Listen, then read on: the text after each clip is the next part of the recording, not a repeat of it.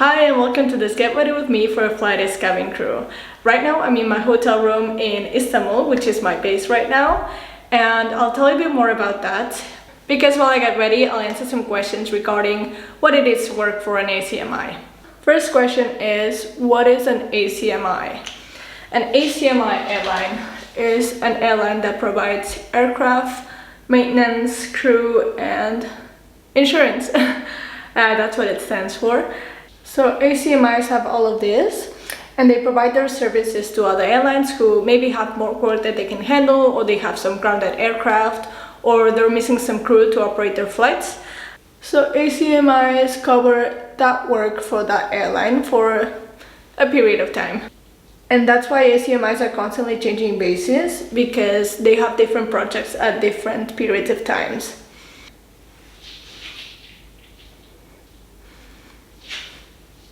So in my case, I've been based in Istanbul, Turkey, in Tashkent, Uzbekistan, and Brussels, Belgium.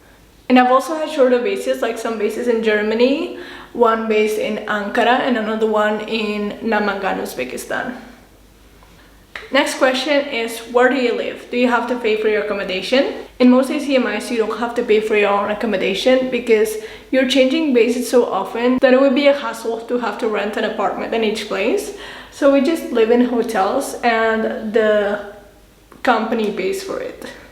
Now I'm very lucky to be in this hotel because they gave me a great room. Like, it's too nice. Actually, I am really grateful that I have this room and I don't want to change it. It's not my favorite hotel in Istanbul because I do have a favorite one, but this room is really nice. Next question is, do you do short haul or long haul flights? And that depends on the project. So in the airline I work for, all the cabin crew are rated on 320, 321, 330 and the 737. So I can fly any of these aircraft, and depending on the project I will fly some or the others. I have been lucky enough to have worked on all of these aircraft because some of my colleagues have never flown on the 330, but I am happy to say I've worked on all of them. Next question is, why do you have different uniforms? And I understand it may seem like I've been working for different airlines, but actually it's just the scarf that changes for certain projects because certain clients want different uniforms. So we have our basic black and white uniform, and then we have our company scarf, but for some projects they make us change the scarf and we get to wear the client scarf.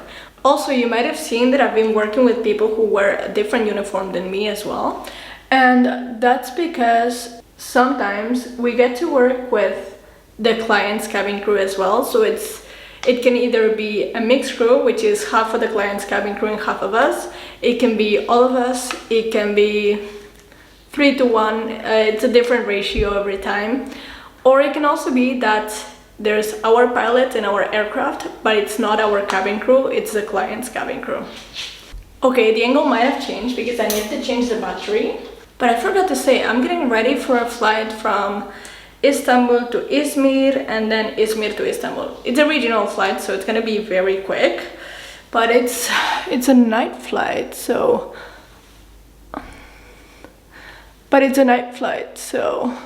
oh, I need to do this out of camera, I'm sorry. The next question is, what does your roster look like? And for me, as a cabin crew member, it should be 45 days on, 8 days off. And for seniors, we have 30 days on, 8 days off. But that changes. Sometimes I'm requested to stay longer and other times they keep you for shorter. So it depends on the airline.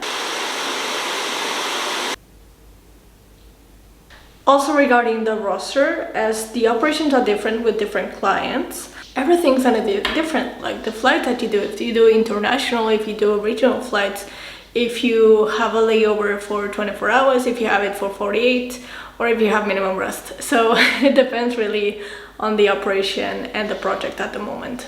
Next question is, do you pay for your flights from your home to the base?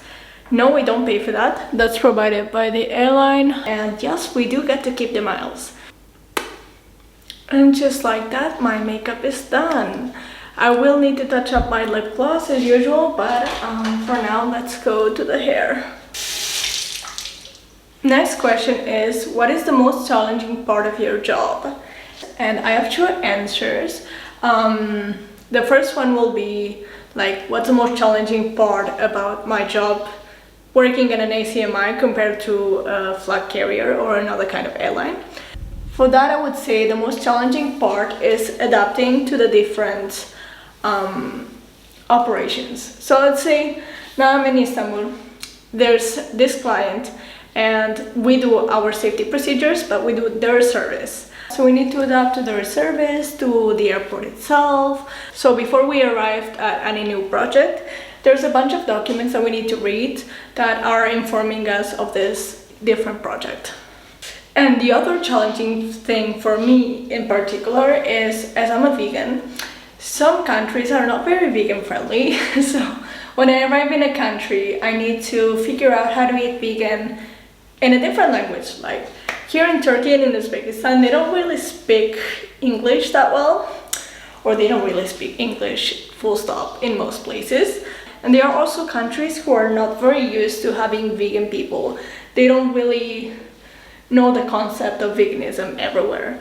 So for me, it's figuring out where to eat, what I can eat. Also from the crew meal, sometimes I can eat some things, but I can never eat everything. So I always bring some of my stuff to mix with the crew meals. So that's my particular challenge. But once I get it done, that's it, you know.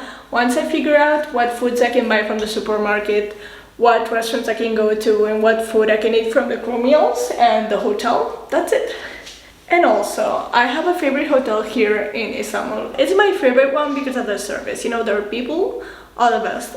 But what made it my favorite hotel is the fact that they make me special food. And I really appreciate that, you know.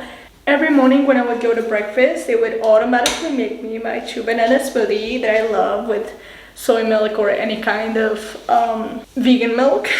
And they would even make special things for me, like vegan muffins overnight, like vegan pancakes that, I mean, I gave them the recipe and they decided to use it. And other traditional foods like vegan bomba and vegan gözleme.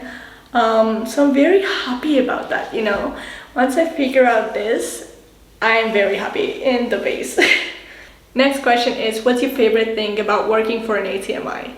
And definitely it's the slow travel for me. If you've seen some of my previous videos, you would know that once I like a place, I just stay there. I don't just travel around the country. I stay in a place and I make my routines, and here I do this. If you think of it compared to a normal airline, yes, you are going to different places on layovers, but you're only going to spend there one day or a few more if you're lucky, but you're not going to be able to live there.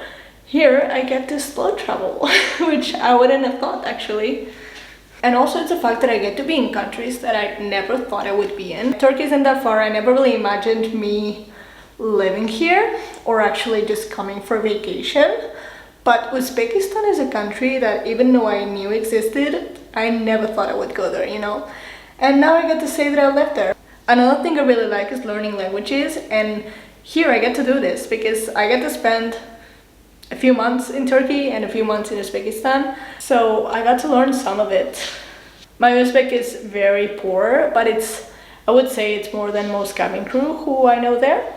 And my Turkish, even though I cannot make full sentences, I can make people understand me on the day-to-day. And I get to learn languages by just living in the country, which I love. It's the way that I like learning languages. I did this in Thailand with Ing. I miss you so much, Ing. I got the video call with her today. This is the way that I like learning languages, not with a book, not online, in real person. I learn in the back galley of the aircraft. So once the service is done or we're preparing service, I ask my colleagues from Turkey different things that I can learn in Turkish. This is also a good thing about working with mixed crew because they're Turkish, so they can teach me Turkish. When I was here last year, I was not making buns because it was not a requirement. But now the requirements are different, and this is my third flight since I came back, so my third flight wearing a bun, let's say. And I can tell that I need some practice. How does it look? I'll do a few more. Not sure. Next question is, does it get lonely being away from home for so long? I guess this depends on the person. For me, I don't really get lonely. Because if you think about it, it's a lot of crew that are staying either in the same hotel or in 2-3 different hotels. And we're all away from family, we're all away from friends. So we end up spending a lot of time together because everyone is in the same situation.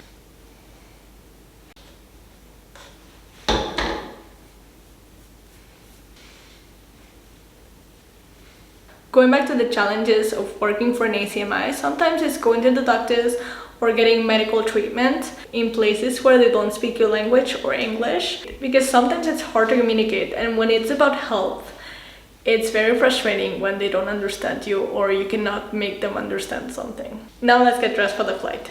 I'm very lucky to have such a nice room in this place. I even have 2 wardrobes, and here's it. Let me grab my uniform.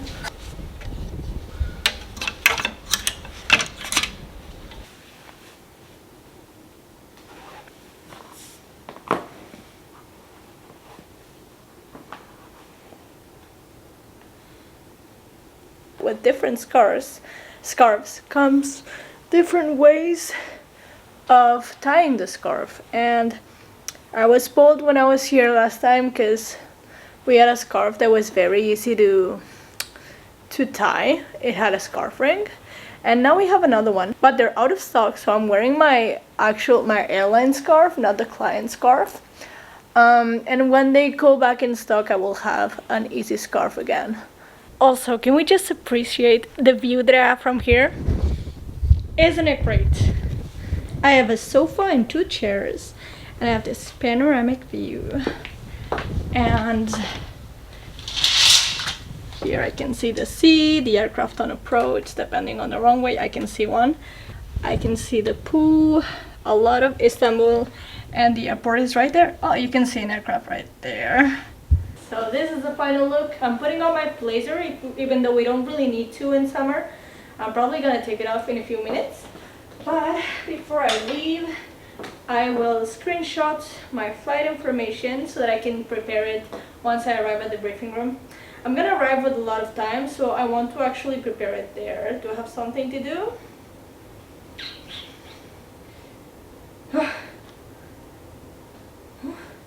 I got scared for a second, you know. There was a roster change and I thought it was for today, like for this flight. But no, it's another one.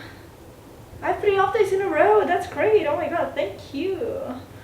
Before leaving, I always check that I have my passport with me, my ID, and my key card to get back into the room. Put it on, and I'll leave. Goodbye. Thank you so much for watching this video. Give it a like if you liked it, and subscribe if you want to see more from me. Bye!